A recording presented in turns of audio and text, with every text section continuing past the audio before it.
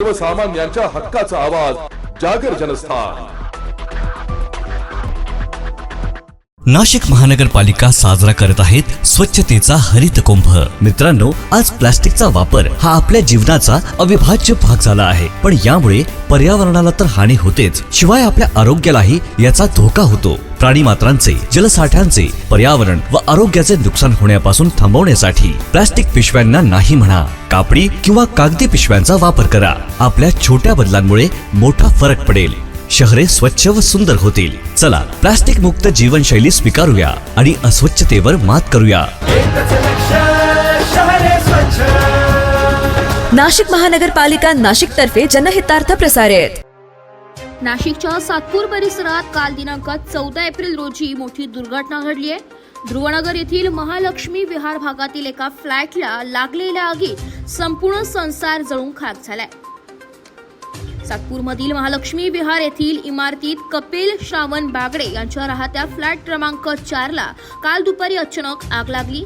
तेव्हा बागडे कुटुंब 14 एप्रिल निमित्त 1 तासासाठी शेजारील बुद्ध विहारात धम्मपूजेसाठी गेले होते।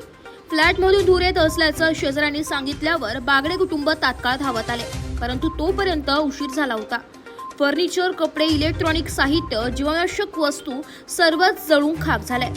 अंदाजे 5 लाख रुपयांचे नुकसान झाले असून कुटुंब अक्षरशः उघड्यावर आले।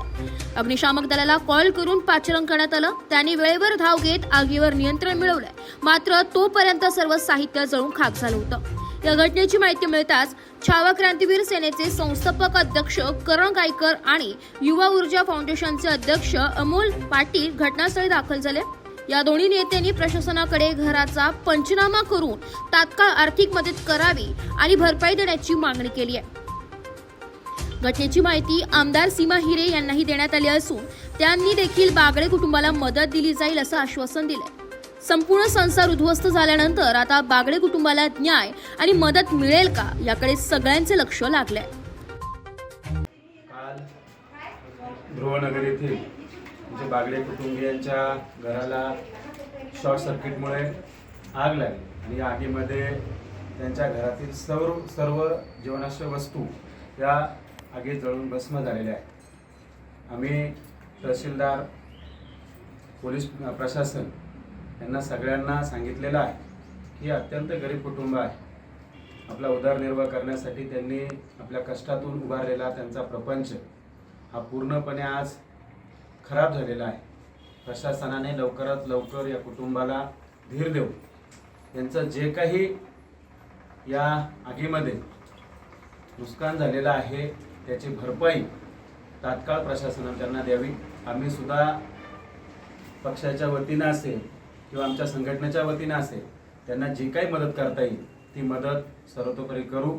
या कुटुंबाला धीर देणं चांगली बाब ही आहे की या घटनेमध्ये कोणालाही जीवितहानी झाली नाही, त्यामुळे प्रशासनाने तात्काळ दखल घेऊन त्यांचा पंचनामा करून योग्य ती कारवाई करून या कुटुंबाला आर्थिक मदत लवकरात लवकर करावी एवढी मी त्यांना विनंती करतो। नाशिक महानगरपालिका प्रभाग क्रमांक 9 ध्रुवनगर येथे धनलक्ष्मी विहार सोसायटीमध्ये कपिल बागडे दादांच्या येथे काल भारतरत्न शिल्पकार डॉक्टर बाबासाहेब आंबेडकर यांच्या जयंतीनिमित्त ते इथल्या स्थानिक कार्यक्रमास उपस्थित होते। त्या क्षणी त्यांच्या घरी या ठिकाणी मोठी हानी घडली आहे। या ठिकाणी शॉर्ट सर्किट होऊन त्यांच्या घरातील सर्व जीवनदिन वापरण्यात येणाऱ्या गोष्टी या सर्व खाक झालेल्या आहे। अद्याप या ठिकाणी MSCB असेल, पोलीस कर्मचारी कुणी असतील, MSCB असेल, तलाठी असतील, फायर ब्रिगेड असेल, या अद्याप या ठिकाणी कुणी व्हिजिट केली नाही। मी नुकत्याच MSCB सांगोरेजी जे कनिष्ठ अभियंता आहे या भागातले त्यांची फोनवर चर्चा केली आहे, ते या ठिकाणी व्हिजिट करत आहे। पोलिसांना देखील विनंती आहे की आपण शासनाच्या माध्यमातून ह्या कुटुंबाला काही ना काही मदत मिळवून द्या। आम्ही देखील काही ना काही यांना मदत करण्याचा प्रयत्न करू सर्व मिळून। आणि मी सर्व नागरिकांना विनंती करेल की अशा कुठल्याही प्रकारच्या गोष्टी घडू नये। आपण आपल्या घरामध्ये सर्व गोष्टीची बारीक आपण लक्ष घालावे।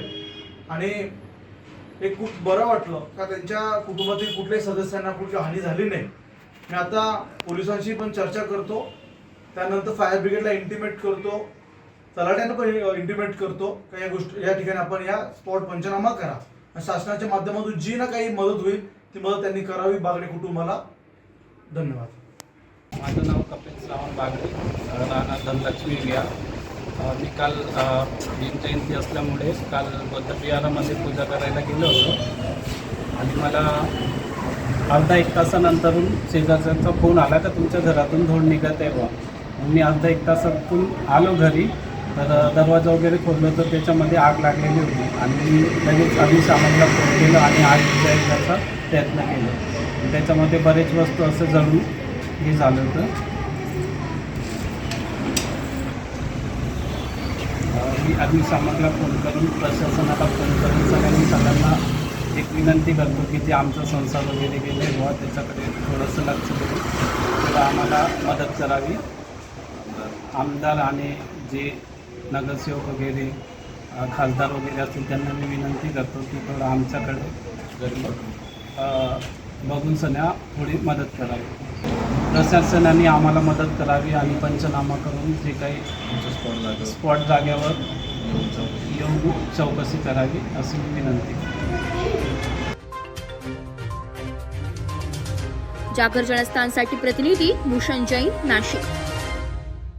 नाशिक महानगरपालिकेच्या सार्वजनिक आरोग्य विभागाच्या वतीने जाहीर आवाहन. गुइलेन बॅरे सिंड्रोम अर्थात GBS ला घाबरू नका, पण दक्षता घ्या. पाणी उकळून प्या. स्वच्छ आणि ताजे अन्न सेवन करा. शिजलेले व न शिजलेले अन्न एकत्रित ठेवू नका. लक्षात ठेवा, अचानक पायात किंवा हातात कमजोरी किंवा लकवा, चालताना त्रास किंवा अशक्तपणा, बऱ्याच दिवसांपासून डायरिया अशी लक्षणे आढळल्यास त्वरित डॉक्टरांचा सल्ला घ्यावा व तात्काळ उपचार सुरू करावा. सार्वजनिक आरोग्य विभाग, मनपा नाशिक द्वारे जनहितार्थ प्रसारित.